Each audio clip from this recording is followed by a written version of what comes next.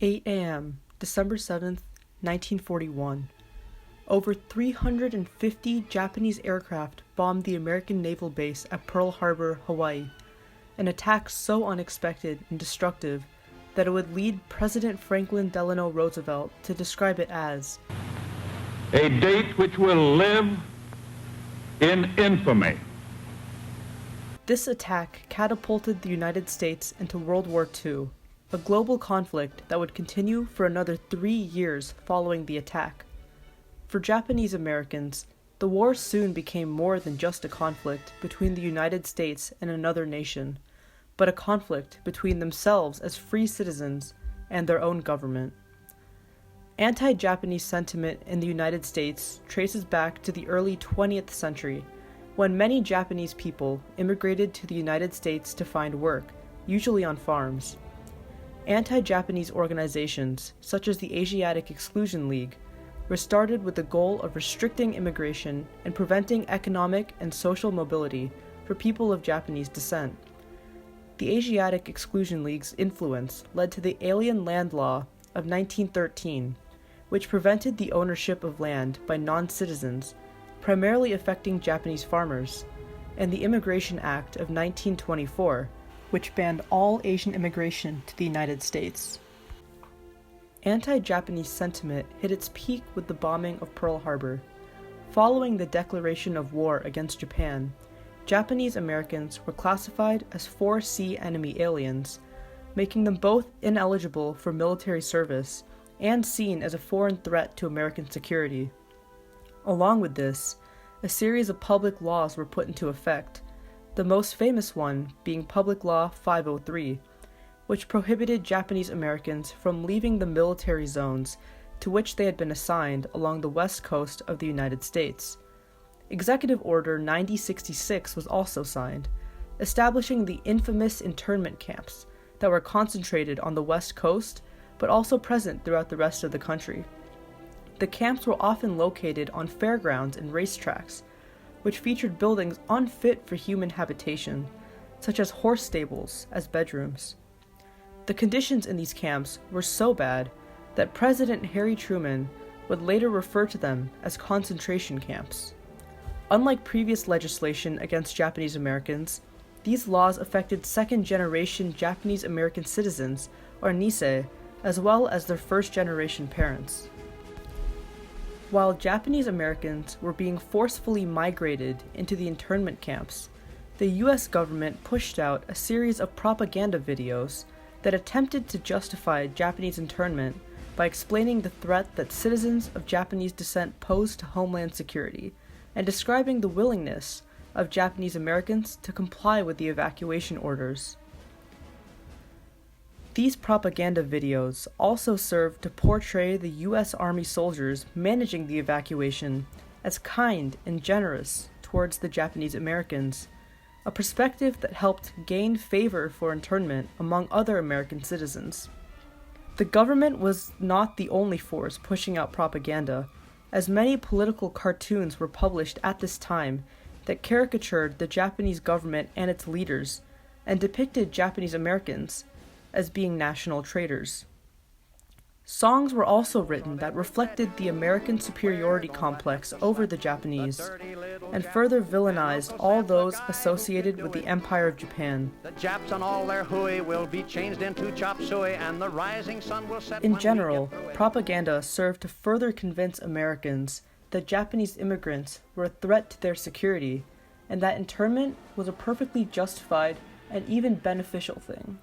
However, what propaganda failed to capture was the resistance of Japanese Americans to the political and social barriers that were set in front of them by oppressive legislation and societal racism. The legislation that confined Japanese Americans to military zones and later internment camps was challenged through many Supreme Court cases, most notably Hirabayashi v. United States and Korematsu v. United States.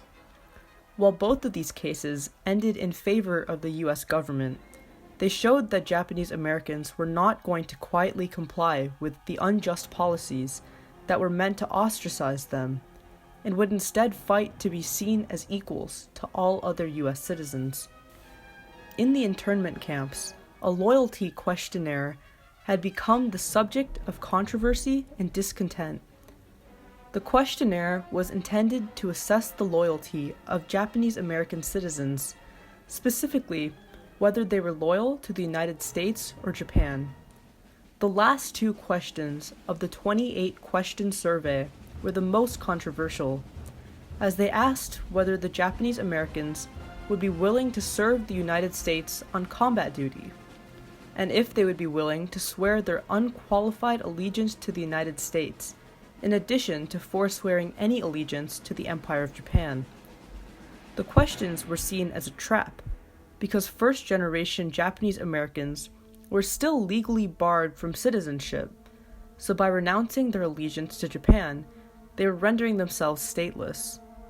There was also fear that by declaring willingness to military service, Japanese Americans would be entered into the military draft and would be forced to fight for a country that was holding them as prisoners.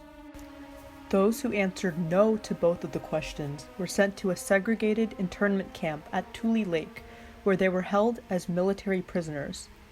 At Tule Lake, they were constantly abused and subjected to incredibly cruel treatment. The injustice that Japanese Americans faced while imprisoned here led to an overwhelming desire among many to repatriate or expatriate to Japan. Pressure from groups of Tule Lake prisoners led to the passing of Public Law 78-405, which amended previous naturalization legislature to allow citizens living within the United States during times of war to renounce their citizenship. This was a huge victory for Japanese Americans, as they succeeded in passing legislation that broke the political barriers that had restricted them for decades.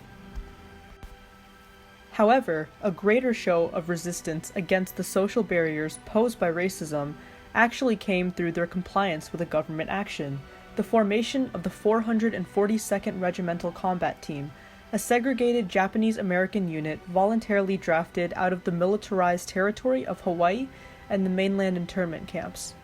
The 442nd Regiment proved its patriotism and loyalty through its service in Europe, most famously its rescue of the Lost Battalion in the Vosges Mountains of France, and its breaking of the German forces at the Gothic Line in Italy. By the end of World War II, 18,000 Nisei had served in the 442nd Regiment, and successfully disproved many of the beliefs held by Americans at the time, as their success in battle showed that regardless of legislative and societal barriers, many Japanese Americans would remain loyal to the United States, as described by 442nd Regiment veteran Noboru Seki. We're treated like enemy, but after the war, they're treated like local people, because we fought good. They know we fought good. As the regiment continued to prove its worth in combat, it not only earned the respect of fellow soldiers and high-ranking military officials, but also a variety of accolades. By the end of its service in World War II, the 442nd Regiment had over 9,400 Purple Hearts, over 5,000 Bronze Stars, 558 Silver Stars, 52 Distinguished Service Crosses, 21 Medals of Honor, and 8 Presidential Unit citations.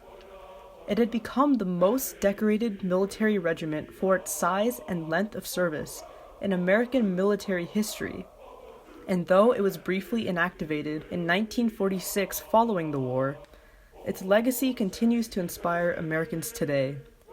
The bravery of the 442nd Regiment led to the repeal of the Alien and Immigration Acts that restricted first-generation Japanese Americans from gaining American citizenship, and dispelled the belief that immigrants could never truly be loyal Americans. When speaking to returning 442nd Regiment veterans, President Truman said, "You fought not only the enemy, you fought prejudice, and you won." The members of the 442nd Regimental Combat Team will live on in history as the soldiers who were resilient in the face of adversity, and in a tremendous display of courage, broke down every barrier that was presented to them.